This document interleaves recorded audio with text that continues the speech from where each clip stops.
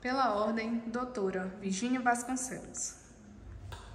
Cumprimento esta colenda Câmara Civil do Tribunal de Justiça do Estado do Acre, na pessoa do senhor desembargador presidente desta Câmara, aos eméritos julgadores, ao excelentíssimo senhor procurador de Justiça, aos demais servidores e auxiliares de Justiça, aos advogados presentes na sessão e aos acadêmicos presentes. Bom, venho cumprir o presente ato processual nos termos do artigo 937 do vigente Código de Processo Civil, para expor argumentos que visam a reforma da sentença prolatada pelo juiz Wacó nos autos do processo, a qual precisa ser alterada, considerando a real verdade dos fatos que ocasionaram a presente ação.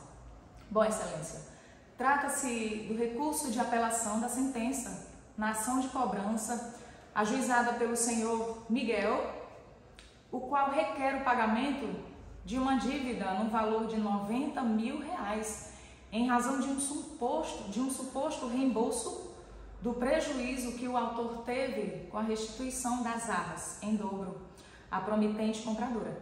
Apesar da contestação apresentada, o juízo Wacó concedeu procedente os pedidos do autor. E em nome do apelante, ora réu, da ação, quero apontar às vossas excelências que a exordial da ação de cobrança teve como base um contrato de mandato, o qual é regulado pelo artigo 653 e seguintes do Código Civil. O apelante, que então era o mandante, outorgou através do mandato apenas poderes gerais para o mandatário gerir seus imóveis. Sua representação, Excelência, se limitava aos poderes de administração, como delimita o artigo 661 do caput e do Código Civil. A propósito, Excelência, o artigo 661, parágrafo 1º, esclarece que para alienar depende da procuração de poderes especiais e expressos, razão pela qual a ausência de tais poderes especiais e expressos importa no exercício da exorbitante do mandato. Bom, Excelências, quero destacar que o mandatário detinha da confiança do mandante para gerir o seu patrimônio imobiliário, não sendo evidente a permissão de alienação. Portanto, além da violação do previsto no contrato de mandato, houve quebra da boa-fé objetiva, sendo este um princípio da função social dos contratos operados sob a égide do ordenamento jurídico brasileiro. Vale ainda salientar que o artigo 662 do Código Civil prevê que os atos praticados por quem não tenha poderes suficientes são ineficazes em relação àquele em cujo nome foram praticados, salvo se os ratificar. Como Jorge, o apelante, não emitiu ratificação expressa ou tácita, trata-se de negócio jurídico ineficaz perante o mandante, proprietário do imóvel.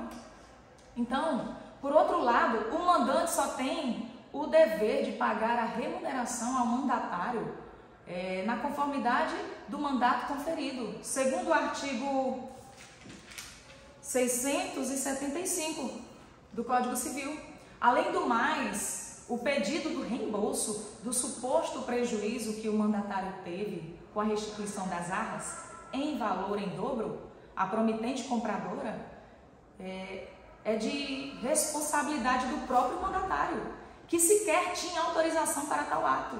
E, portanto, na medida em que é do mandatário a obrigação de indenizar qualquer prejuízo causado por sua culpa, conforme preceitua o artigo 667 no caput do Código Civil.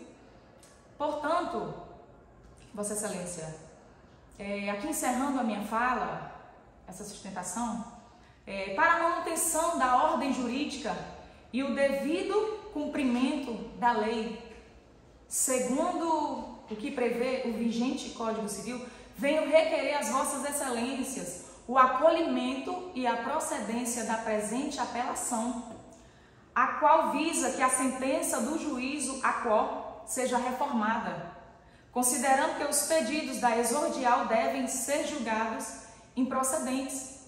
Aqui eu agradeço a oportunidade. Muito obrigada.